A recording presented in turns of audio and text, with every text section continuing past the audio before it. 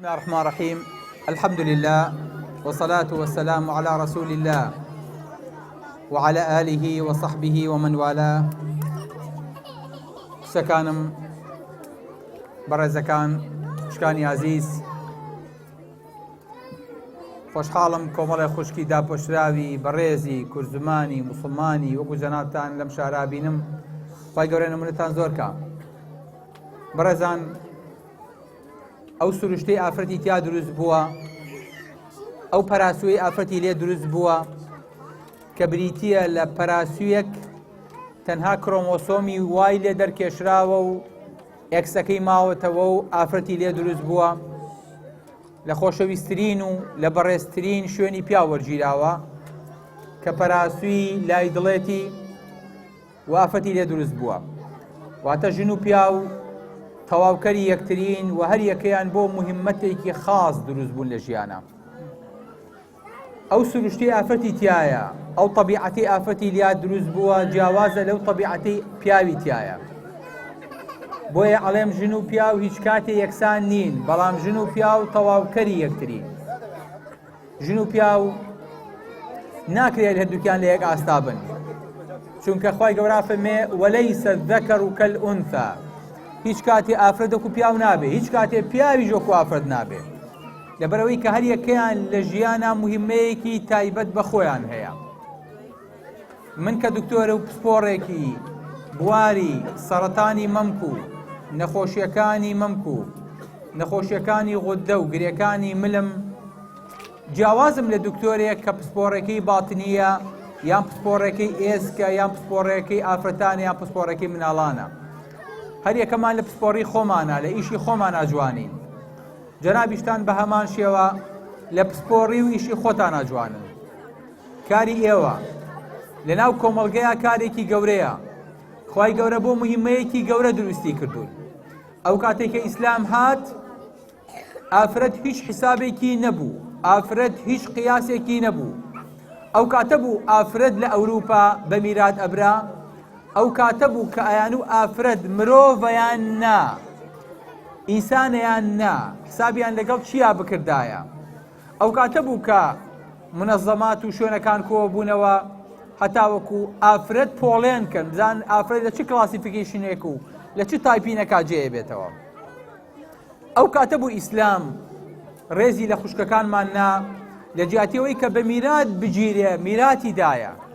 ئەو کاتە بوو ئیسلام فەرمووی النساء شقائق الرجال، ئافرەتەکان خوشکان و هاوتای پیاوانن.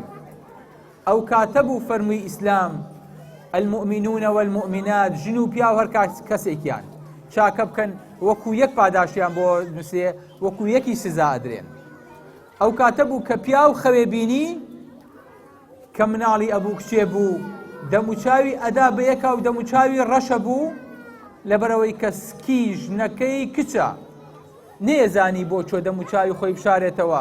وإذا بشر أحدهم بالأنثى ظل وجهه مسودا وهو كظيم يتوارى من القوم من سوء ما بشر به أيمسكه على هون أم يدسه في التراب. نێزانی دەموچاوی بۆ چۆ بشارێتەوە، لەبەرەوەی کە مژدەیان ناوێتێک کە کشێ بووە، نێزانی کچەکەی چۆن لە کۆڵ کاتەوە یاخود دەموچاوی خۆی چۆن لە کۆڵ خەڵکی کاتەوە بیشارێتەوە بۆی کە نەڵێن کابراکچی بووە. ئالەو کاتەیە ئیسلام سەرکۆنەی پیاوەکان و کۆمەلگاکە کە پێغەمبەرەکەمان صلی الله علیه وسلم خاوەنی 4 دانە کچ بووە، وەک شەکانی ناوە بە سنگیەوە و ناوچەوانی ماچ کردوون. فەرمیەتی ذڕیەتەن بعضها من بعض، فەرمیەتی فاتیمە بەشێکە لە من، ئەوی فاتیمە عەزێت بە عەزێتی منەدا، ئەوی فاتیمە ڕازیکە من ڕازیەکە. تەنانەت لەم کۆمەڵگایە پیاو خەبی بە کچیشەوە نابینی، ئافرەتیان تەنها بۆ لەزەت و بۆ ئارەزوو بازی و تەنها بۆ سێکسەویست. ئیسلام هاو ئەم هەموو مەفهومی ڕاست کردەوە و ئافرەتی کرد بە نەوەیەکی ئادەمی، کردی بە ئادەمی زاد، کردی بە نەوەیەکی ئادەم. هەتا ئەو ئافرەتەی کە لە خەویە، دیقەت بن، ئەو ئافرەتەی کە لە خەویە سکی هەیە، ئافرەتێ سکی هەبێ خۆ ببینێ دەموچاوی ڕەش بوو بێ، ئەوە علامەتی ئەوەیە سکەکەی کچە. بنص قرآن بۆ یاوافەتانەوە قیاسە لاتان پێشەوەی سۆنەر پێی بزانێ خەوەکە و پێزانێ کەسکەکە و کشتیان نا بۆ چکە ئەوەنە بە بیونی کچ لە سکیشیانە دەموچاویان ڕەشە بوو پێی تێکە چوون بۆیە باوکی من ئافرەت بە شێوەیەکی زۆر ناسک دروست بووە ئافرەت خوای گەورە زۆر بە گەورەی دروستی کردووە بەڵام ئەبێ خۆی بە گەورە دابنێ ئەبێ خۆی ئەو ڕێزی خوای گەورە بۆی داناوە ئەبێ ئەم ڕێزە خۆی لە خۆی بگرێ ئێستاکەنە ئێوە بەراوردی خۆتانکەن بەراوردی مناڵی خۆتان و مناڵی ئێوە بکەن لەگەڵ مناڵی ئێرەیە مناڵێکە لێرە لە ساڵ 25 ئینسانی ناو سوید بە تەنیاژی ئەوەی کە ئەبێ بە زەحیەش و دوایی بی لە خۆکش نەکاتەوە مناڵەکە سەرگەردانە بێتیایە لەوانەیە مناڵە لە تینەیجا لە ئەدۆڵەسنتە هەست بەمە نەکات هەستکە ئازادە هەستکە حڕە هەستکات دەرگای بۆ واڵایەوە توانێ هەموو شتێ بکە بەڵام دوایی کە گەورە بوو ئەم کشازانێت چی لە دەستداوە چەند زەرەری کردووە لە کاتێکە دەسا و دەستی پێکراوە و لە کاتێکا چەند ئەزیەتی بووە چەند ماندوو بووە چەند شخصیت و کەرامەتی ڕووشاوە بۆیە بەڕێزەکانم من سبحان الله قەت مەنزەرێکی ئافرەتێکم بێ ناچێتەوە کە هەو بۆ عیادە بۆ لام وتی کاکتۆر مەمکم ێشێ کە فەحسم کرد وتم کشم تۆ عەمەلیاتی مەمکت کردووە وتی نا کاکتۆر جان نەوەڵا بۆ وتم ئەی مەمکت نەمسەر بۆ ئەو سەر خەتی تایە ئافرەت مەمکی وانییە ئافرەت مەمکی ڕێیەکە تۆ ئەڵێ عەمەلیات کراوی لە هەردوو لای مەمکتا وتی کاکتۆر کاتی خۆی مناڵ بووم کە وردە وردە گەورە ئەبووم و سنگم بەرزە بۆەوە شەرم مەکرد لە باوک و براکانم لەبەرەوە ئەهاتم لە ماڵەوە تون سنگی خۆمە پێچا تون لەشکەکەم ئەکردە سنگم بۆ ئەوەی کە مەمکم بەرز نەبێتەوە نەیبینن هەتا وەکو وام لێ هاو نەمێژ مەمک بەرز بێتەوە خەتێ لە بینی مەمکما دروست بوو مەمکم بوو بە دوو گۆ بکە سبحان الله ڕێک دەستم کرد بە گریان وتم سەیری کافەتی کورد چەند بە حەیایە چەند بە شەرمە شەرمی کردووە باوکی یان براکەی بیبینە کە ئەمە کارێکی شەرعیە ئەمە بۆ خۆی بەشێکە لە فەسلەجەی ئافرەت کە گەورە ئەبێ کە پێی ئەگا باوک یان برا شەرمی لێ ناکا پێی خۆشە تەبیعیە بەلایەوە چونکە خوشکەزای بۆ زیادە بێ چکەنەوەی بۆ زیادەکە بەڵام سبحان الله مافەتە لە حەیا و لە شەرم و لە گەورەی خۆیان مەمکەکانی ئەبەستون بۆ ئەوەی کە نەبادا گەورە بێت و براکان یان باوکی بیبینێ خۆشەویستەکانم ئەمە حەیا و شەرمی ئافرەتی کوردە ئەمەیەکە ئێمە تا ئێستاکەنە شانازیمان پێوە کردو شانازی پێوەکەین دایکەکانمان وەکو ئەو دایکە خانەوان جلوبەرگەکانمان وەکو ئەو جلوبەرگەوان هەتا ئێستا ئافرەتی خۆمان پێی عەید بە بڵێ ئەندەروێر بە ئەندەروێری جلی کوردەواری خۆمانە وتێ چی ئێزانێ خوشکان یعنی چی ئاوەڵ کراس یعنی ئەوەی هاوڵی کراسە سبحان الله پێیان عەیب بۆ ناوی بەرن هەتا ئیستاکەنە ئافرەت پێی عەیبە ناوی دامێن بەرێ پێڵێن دامێن چەند کەلیمەیەکە چەند ناسکە چەند جوانە چەند ئەدەبیاتە بەڕاستی خۆشەویستەکانم ئێمە ئەمانەوەی ئافرەتی کورد لێرە کە ئەمێنێتەوە لێرە کە ئەبێت بەم حەیا و شەرم و ئابڕۆ بژی تا ئیستاکەنە ئێمە بە مستەمەعێکی متەحەفیز ناسراوین بەمەش گرەومان بردوتەوە ئەو کچە جوانانی کە تازە پێگەن خوشکەکەم کچەکەم وەڵڵاهی تۆ بەمەوە جوانیت تۆ بەم حیجابەوە جوانی بەم لەچکەوە جوانیت خوای گەورە بۆ ئەمە دروستی کردویت ئەو دکتۆرانی کە لەناو عەمەلیاتە دێنە عەمەلیاتەوە لەگەڵ ئێمە هەمووشمان بە پیاوەکانیشمانەوە کەپێکمان لەسەرایە دەمامکێکیشمان بەستووە هەموو جلەکانیشمان بۆ ئەوەی کە هیچمان بەرنەکەوێ بۆی کە پارێزراو بین ئافرەت جنسێکی و سروشتێک و نەیچەرێکی ناسکە تەنانەت خۆریش زەرەری بۆی هەیە بۆیە بینی سەرەتانی پێست ئالە مەنتەقەیە ڕووەدا چونکە this is the side of the exposure to the sun ئەمە ئەو شوێنەیە کە خۆر لێدا بۆیە ئەو شوێنانی کە خۆر بەرێکەوێ لە ئافرەتە معەرەزن بۆ سەرەتان دێهانە خۆشم هەیە کە سەرەتانی هەیە هی پێستی لەو شوێنانەیە کە خۆر بەری کەوتووە بۆ چکە پێستی ئافرەت بۆ بەرخۆر دروست نەبووە پێستی ئافرەت پێستێکی ناسکە پێستێکی جوانە پێستێکی تەنکە پێستێکی سەرنجڕاکێشە جیاوازە لە پێستی پیاو. هەمووشمانە حەقیقەتە ئەزانین لەبەرەوە ماسوولکەی پیاو بۆ شتێ دروست بووە، بۆ ژن بۆ شتێکی تر دروست بووە. ئەنگوستی پیاو هیچ شتێکە و ئەنگوستی ئافەتی شتێکی ترە. ئەقڵی پیاو هیچ شتێکە و ئەقڵی ئافەتی شتێکی ترە. ئێوە زانن عەقڵی ئافرەت وەکو نێتوەرکی نیشەکە. پیاو ئەتوانێت پیاو کلۆز بۆکسە مێشکی. ئەزانانی یعنی چی کلۆز بۆکس؟ یعنی مێشکی داخراوە. ئەتوانێت لە یەک کاتا بی لە یەک شت کاتەوە. چۆ بەلای پیاوێکی دوکاننار بڵێ کاکە زەحمە نەبێ فڵان شتم بەرێ، یەکێکی شتیش بڵێ لێەوە فڵان شتم بێ، دەکا لە بە ئەم جارێ بەڕێکم دوای جوابی توێ مۆجارێ خۆ نابم بە دەپارچەوە. بەڵام ژن لەو لاوە نانی خستۆتە سەر ئاگر، ئاو گەرمەکە، غەسالەکەی ئیشەکە، ژلەکانی لەوەیە، شیریا بە مناڵەکەی، جوابی تەلەفۆنێک شیاتەوە بە گوێیەوەیەتی، سەیری تەلەڤیزیۆنی شەکە ئاگای لە هەموو شتێتی. ئەمە نێتوەرکینە. خوای گەورە بۆ ئەمەی دروست کردووە، بۆی بتوانێت بە هەموو شتێکا بگات لە یەک کاتا لە ماڵەکەی خۆیان، لە خزمەتی مناڵەکەیە، لە خزمەتی مێردەکەیە. پیاو دەرەخەتی ئەمە نایەت. کەواتە سروشتی ژن و پیاو جیاوازە باوکی من. هەر لەو کرۆمۆسۆمەی کە کوڕ و کچی لێ جیابێتەوە، ئێکس و وای لێ جیابێتەوە، هەرچی شتی ژن و پیاوە جیاوازە. یەک خانەم بەرێ لە ئەسڵی 30 تریلیۆن خانە پیاوێکم بۆ بێنە بیشارەوە بیخەرەوە پشتەوە، ژنێک بخەرەوە پشتەوە، یەکی یەک خانم بۆ بێنە، بڵێ دکتۆر ئەمە خانی ژنیان پیاوە، یەک خانە لە 30 تریلیۆن خانە پێتەڵێم ئەمە ژنیان پیاوە، بەبێ ئەوەی کە بینی بێتم.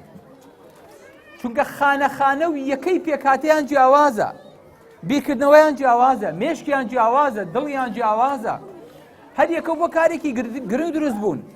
لەبەرەوەی ئەوەی کە داوای یەکسانیەکە لە بینی ژن و مێردا هیچ حاڵی نییە لە فەسلەجە و لە پێکهاتەی ژن و پیاو. زۆر غەڵەت حاڵی بووە. ژن شتێکە، پیاو شتێکە، بەڵام هەردووکیان پێکەوە جوانن.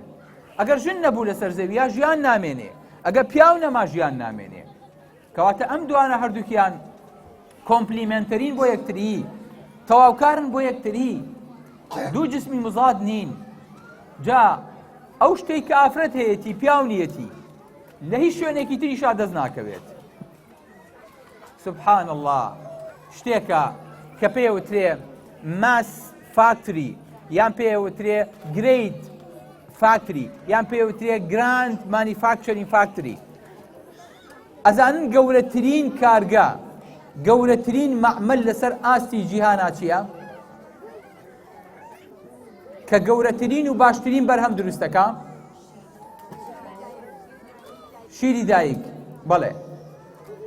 چیتر؟ جوابێکی جوان بوو. شیری دایک. بەڵێ. ڕەحم. بارەکە الله فیک.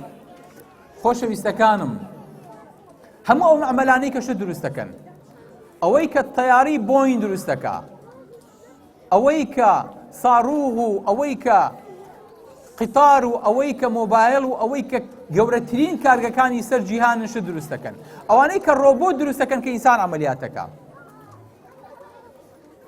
هەموو مەعمەلێک، هەموو کارگەیەک، هەموو وڵاتێک ئەگەر پێشکەوتوو بێت توانێت دروستیکە. بەڵام گەورەترین کارگەم بۆ بێنە بتوانێت یەک خانە لە مناڵێکا دروستکە، یەک موو لە مناڵێکا دروستکە، یەک چاو، یەک نینۆک، یەک پێست، مناڵ نەقسێکی هەبێ بەرە با دروستیکە. مستەحیلە. کەواتە تۆ ئیساکێنە گەورەترین کارگەت پێیە کە تەحەدای هەموو عالەمی پێیەکەیت و کەسیش ناتوانێت منافەسەت بکە. من پێم سەیرە ئافرەت لە ماڵی خۆی هەڵکەنرێ کە بەریتانیا یوکەی ئەڵێ هەموو ئافرەتێ بێ 6 مناڵ بخاتەوە، 6 شیربا بۆ ماوەی 2 ساڵ بۆ ئەوەی کە 12 شیربا بۆ ئەوەی کە تووشی برێس کانسەر نەبێ. من پێم سەیرە ئافرەت ماڵ و حاڵی خۆی بەجێڵێ وەڵا دانیشێ ئاوی پلاسیک بۆ من دروستەکە. من پێم سەیرە ئافرەت لە ماڵی خۆی هەڵەکەندێ دانیشێت شتیوا توڕەهات و شتیوا قێزەون دروستەکە کە من ناتوانم بەراوردی کەم بەو توانایی کە ئافرەت هەیەتی. یابان ئەمڕۆ گەورەترین کێشەی هەیە، گەورەترین پیری هەیە لە خۆیان، چونکە هەر پیرەکان گەورە ئەبن و مناڵیە بێتە شوێنەکەیان. لەبەرەوە حکوومەتی یابانی بە ئەقڵە گەورەکەی خۆیەوە ئەڵێ باژنەکان بچنە ماڵەوە مناڵ بخەنەوە بۆ ئەوەی کە ئەم یابانەمان لە دەست نەچێ، ئەم وڵاتە لە دەست نەچێ. ئەو وڵاتانەی کە لێرە لەجوو وەرەگرن لەبەر خاتی مناڵەکانی ئێوەیە بۆ چکە ئێوە مناڵە خەنەوە مناڵ ئەبێ بە دەستێکی کار لەم وڵاتەیە خزمەتی ئەم وڵاتەکە ئەجا زۆر جار لەبەر چاوی کاڵی من و تۆ نییە بۆیە خوشکی من گەورەترین کارگەت هەڵگرتووە گە لی بزانی کارگەکەشت ئەکسپایرە بێ 12 ساڵی 15 ساڵی بۆ 45 ساڵی تەواو کۆتایی پێت ئەوانەی کە مناڵیان نابێ دوو عەلاقەیان پێیان بۆلام ئەڵێن کاکتوجان بەخوا زانی اختصاسی تۆش نییە بە سێریکی ئەم فەحسانەمان بۆ کە بزانە چەندێکە شوم کردو مناڵم نابێ گەورەترین عوقدەی ئافرەت لەمەیە خۆی بینێتەوە کە مناڵی نەبێ خوای گەورە نیعمەتێکی پێداویت خوای گەورە گەورەترین چەکی پێداویت خوای گەورە توانایەکی پێداوی توانی بەشەر دروستکەی بەشەر چ خەڵقێکەیە بتوانێت بەشەر دروستکات و دوای ئەوەش بەشەرێکی تر بێنێتە ئاراوە و دوای ئەوە ئەم وەچەیە و ئەم ڕەچەڵەکە بەردەوام بێ چ شتێکی تر هیادی پێم بڵێن ئێوە سیارە دروستەکەی کە بۆ خۆی کۆن بووە بێ ئەکسپایری کەیت ئەبێ سکرابی کەیت بەڵام تۆ مناڵێکە خەیتەوە مناڵەکە توانێت مناڵێکی تر خاتەوە ئەم مناڵە سەدەقەی جاریە تا ڕۆژی قیامەت بۆ تۆ نوێژێ بکا لێرە هەمووانی کە ئێستا مناڵیان پێ و لەوە چێ دەنگەکانی ئیزعاجی کردبن کە من قەت بە دەنگی مناڵ ئیزعاج نابم لە عەیادەکەما دووسێ ڕەفەمدا ناوە یەکێ پسکیتی تایە یەکێ نوقڵی تایە یەکێ مەساسی تایە هەموو شتانەی کە بۆ مناڵ سەحیە هەموو مناڵێ بێ ماشێکی کەم و شتێکشی لەوانە ئەیەمێ ئەو نە مناڵ خۆشەکە پێی ئیزعاج نابم هەموو ئەوانەی کە مناڵێکە خاتەوە لێرە پاش مردنی خۆی ئەم مناڵە سەدەقەی جاریەیە بۆ ئەو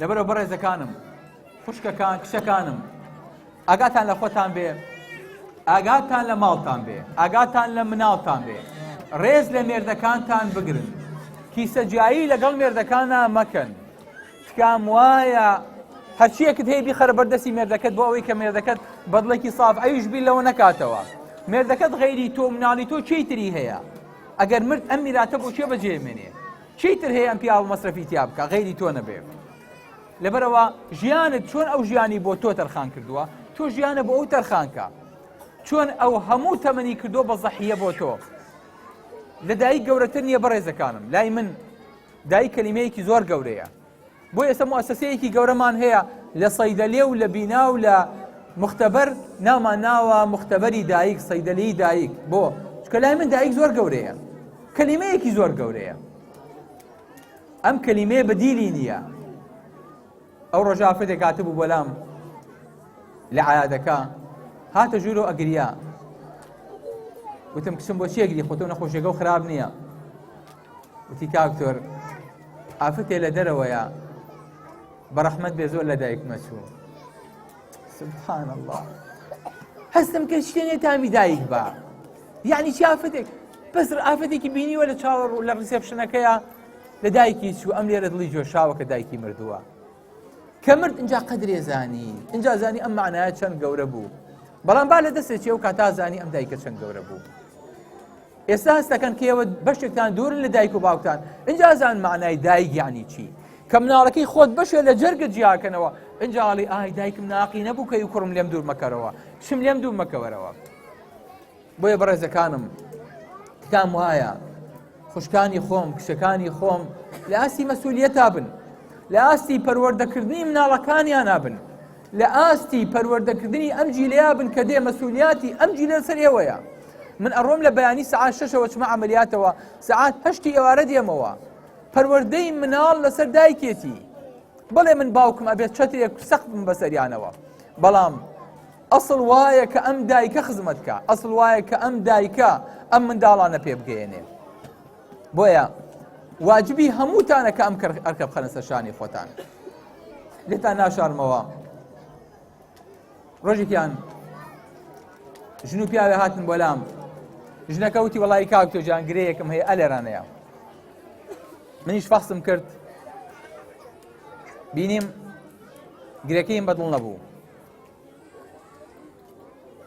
بێتاقەت بووم وتم کشم بچۆ سۆنەرێکم بۆ بکە و زەرعێکم بۆ بکە و مەمۆگرافیەکم بۆ بکە وەرەوە چوو بۆ فەحسەکە پیاوەکەی هاتەوە وتی کاکتۆ ژنەکەم نەخۆشیەکەی کانسەرە وتم بەڵێ پێچێ پێچە کانسەر بێ پیاوەکەی دەستی کرد بە گریان وتی کاکتۆر ئەم ژنەم لە دەستێ ژنی وان بۆ دروست نابێتەوە قەت لە ژیانمان ژنی وا چاک، ژنی وا دڵسۆش، ژنی وا بە خزمەتم نەبینیوە.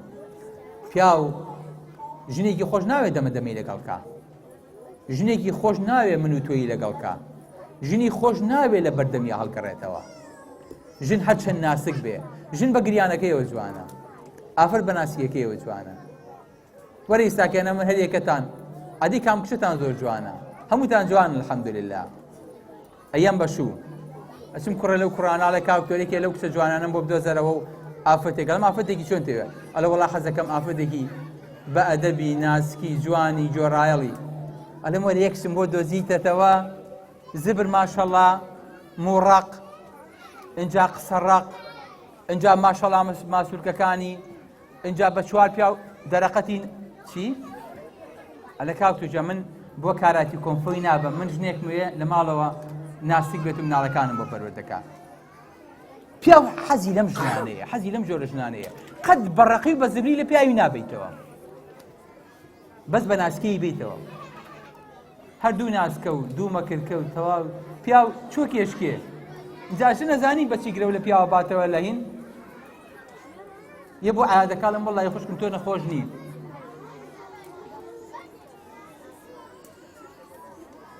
ئەلەی چۆن کاکتۆر لێ بەخوا سەرم مێشێ، بەخوام شەویش نەخەوتوم، ئەی دڵیشم پەلەپەلەکە. ئەلەم کشتن تۆ قەلەقی مشکلەیەکە هەیە، بە پیاوەکاڵێم بڕۆ ماڵەوە نازی بەرێ بە ساقە بە قوربانی بە جوان بیشێلە هیچ عیبی نییە. ئەلێ بەخوا کاکتۆ دۆزیتەوە تەواو خوا حافیز. مشکلەکە تەنها ئەمەیە ئەم پیاوە نازانێ نازی باتێ، نازانێ بە قوربان و بە ساقەی بێ، نازانێ دوو جار بە دڵەکەم و بە گیانەکەم و بە ڕۆحەکەم بانیکە. ژنە ئەوێ پیاوەکەی ئیتیمامی پێ با، چۆن ئیتیمامی پێ باڵێن بم بە بازاڕێن ناچین بۆ بازار، ئەلێ بم بە پارێک لە پارێک نییە من مەشغوڵم، ئەڵێ دەباشە با بچین بۆ عایادە نەخۆشە. پیاوی خۆ نازانی نەخۆشیان نەخۆشیان بێ دوکتۆرە ماڵسەگەێنە ڕێگەێنێ بۆ عایادە. لەبەرەوە ئافرەت بەمەوە جوانە. پیاویش وەرە کامافرەتەتان زۆر ئەوەیە حەزی لە پیاوی بە شەخسیەتە، حەزی لە پیاوی گەورەیە، حەزی لە پیاوی قسەزانە، حەزی لە پیاوی بەهێزە. بۆ چکە حەزەکە پاڵ با بە قووەتێکەوە، چکە ئافرەت خۆی ڕسێسی پێرسۆناڵیتی هەیە، حەزەکە پاڵ با بە دۆمینەنت پێرسۆناڵیتیەوە، حەزەکە پاڵ با بە شەخسیەتێکی بەهێزەوە بۆی کە بیپارێزێ. لەبەرەوە ئافرەت ژنی بەهێزی خۆش ناوێ، پیاوی بەهێزی خۆش ناوێ. ڕۆژێ پیاوی ها بۆ ماڵەوە تیکاکتۆ جەمەڵاهی زۆر مشکلەیەکی گەورەم هەیە بۆکو بۆم حەلکەی. وتم وەڵاهی بەسەر چاو لە خزمەتام، وتم مشکلەکە و چییە باوکی من؟ تیکاکتۆ با بچینە سیارەکەەوە قسەی لەگەڵاکەم، لە ماڵەوە نابێ. وەڵا چوینە سیارەکەەوە، وتی کاکتۆر بۆ خۆیان من پیاوێکی زۆر زۆر فەقیرم، بۆ خۆیان من زۆر زۆر داماوم، هەموو ڕۆژێ لە ماڵەوە ژنەکەم بەخوا لێم تۆ ڕابێ من قسە ناکەم. وڵی ماسی حەیلی هەڵگرتم بە قورئان بە ماسی حەلێمەیان کاتە ژوورە بۆ خۆیان من قسە ناکەم. مێ چیتر؟ وتی دوای ئەوەی کە کاکتۆر منی داخ کردووە چۆتۆ ماڵی باوکی ئێستا لێ نایەمەوە. وتم زەحمە نەبێ دابەزە لە سیارەکە، ئەی داوەشی پیاو تو نای خۆ ناو باوکی من ژن پیاوی وای گوتووی بۆ چییە؟ دابەزە تۆکەی پیاوی. وەڵام منیش من بەداتەوە دانانیشم. ئافرەتەم شخصیەتانی خۆش ناوێ، ژنیش ئەو شخصیەتی خۆش ناوێ.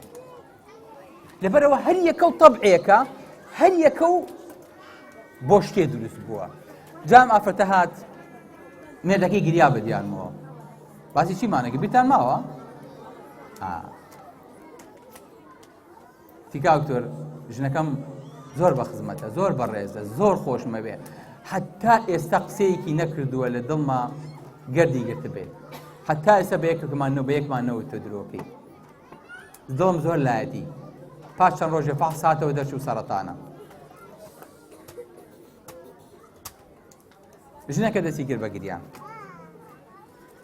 زانی چکە من ناتوانم درۆ لەگەڵ نەخۆشا بکەم، بە سەراحەتیش پێی ناڵم سەرەتاندا، بەس خۆی عاقڵ بوو، زۆر عاقڵ بوو ئافرەتەکە، خۆتان ئاسایی بوو. تیکاکتۆ ئەزانین بۆ چیەگرین؟ پێم ناوەڵا وتی بەخوا بۆ نەخۆشیەکەم ناگرین، مەزام سەرەتانم هەیە، بەس بەخوا بۆ سەرەتانەکە ناگرین. تی من ئافرەتێکی داعی بووم، لە ماڵی خۆمە 100 دانە تەڵەبەم هەبوو، هەموو ڕۆژێک کۆمەڵە تەڵەبە هاتن و کۆمەڵێکە ڕۆیشتن هەموو مناڵەکان و مێردەکەم کردبوو بە قوربانی تەڵەبەکانم ئەم ساڵ وتم ئەرێ بەس نییە ئەم هەموو داوە و ئەم هەموو دەرز و ئەم هەموو قورآن خوێندنە بەسە خوای گەورەی لێمان قبوڵ کا بەسمانە بۆ قیامەتمان بەخوای تر دانیشم خەریکی ماڵ و مێردی خۆمە بم دەرگام داخستم دەرز ناڵێمەوە دەرگام داخستم ماڵی من تەکیە و مزگەوت نییە تر دەزیتان تەواو ئەها ئێستا خوای گەورە چ زلەیەکی لێیان ئەلە ئیستراحەت لەمەیان یەکسم کە تۆ هەڵە بژاردووە وتم کچم ئەمەی کە تۆ بۆی گەڕای ئیستراحەت بێ غەڵەت حاڵی بووی تی کاکتۆر تۆبەم کردەوە بەخوا وتم کچم من عەمەلیاتە بۆ ئەەکەم چاک شەبی ئینشاڵڵا بە شەرتێک وەقفە بی لەمە و دووە بۆ دەعوە ئەچیتەوە دەرگاکانەکەیتەوە بۆ دەرز و دەور وتی تۆبە کاکتۆر ئەچمەوە سەر دەرز و دەوری خۆم ئێستا ماشەڵڵای لێ بێت دەرز و تەڵەبە و شتێکی دەست پێ کردێتەوە نەخۆشی بیر شوێتەوە جارێکی تر لەبەرە باوکی من کچی من ئەرکی ئێوە ئەرکێکی گەورەیە تەنها پەروەردەی خۆت و مناڵی خۆت و خزمەتی مێردی خۆت ناکەوێتە سەر بەخوا زۆر جار کە دراوسێکەت نەزان بوو کە دراوسێکەت حاڵی نەبوو ملتەزیم نەبوو پەروەردەی مناڵی ئەو سەرپەرشتیار و پورێتی و دایکێتی مناڵی ئەویش دەکەوێتە سەرشان بۆیە هیوادارم ئینشاڵڵا خوشکانێ بن لە ئاستی خوشکانی موسڵمانە خوشکانێ بن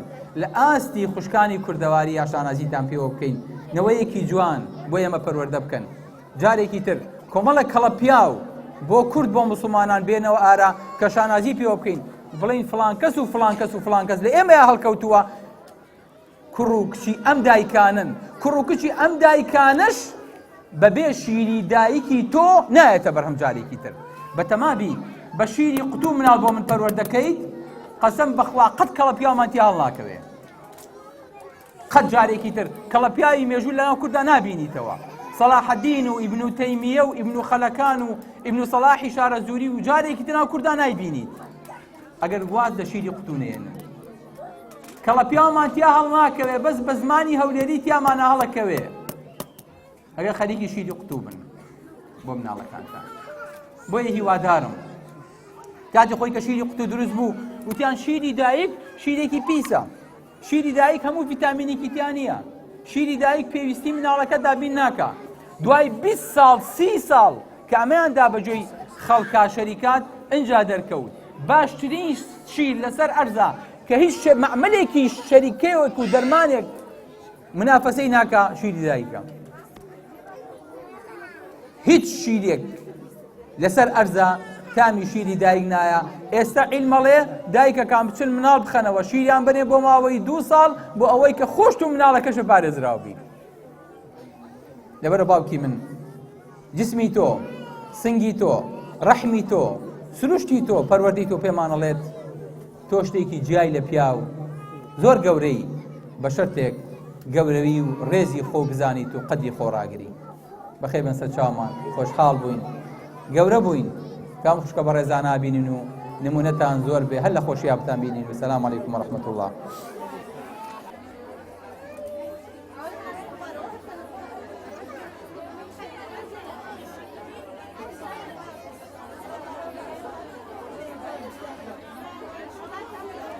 من وەکو ئافرەتێکی کورد لە بەریتانیا زۆر خۆشحاڵ بووین بە هاتنی دکتۆر عەبدولواحید بۆ شاری لیدس بۆ ئەم سیمینار و کۆڕە بووی بەستین وەکو ئافرەتانی کورد زۆر سوودمەند بووین لێی هیوادارین ساڵانە بۆمان دووبارە کاتەوانێ و بە هاتنی زۆر خۆشحاڵ بین و یەخوا بەخێر وێ سەر چاو ئێمە وەکو ڕەوەندی کورد زۆر بە خێراتنی مامۆستا دکتۆر عەبدولواحید دەکەین بۆ وڵاتی بەریتانیا هیوادارین ئەو جۆرە سیمینارانە زوو دووبارە ببنەوە ئێمە زۆر سوودمەند بووین وەک ئافرەتانی بەریتانیا ئەو ڕۆڵێرەکانە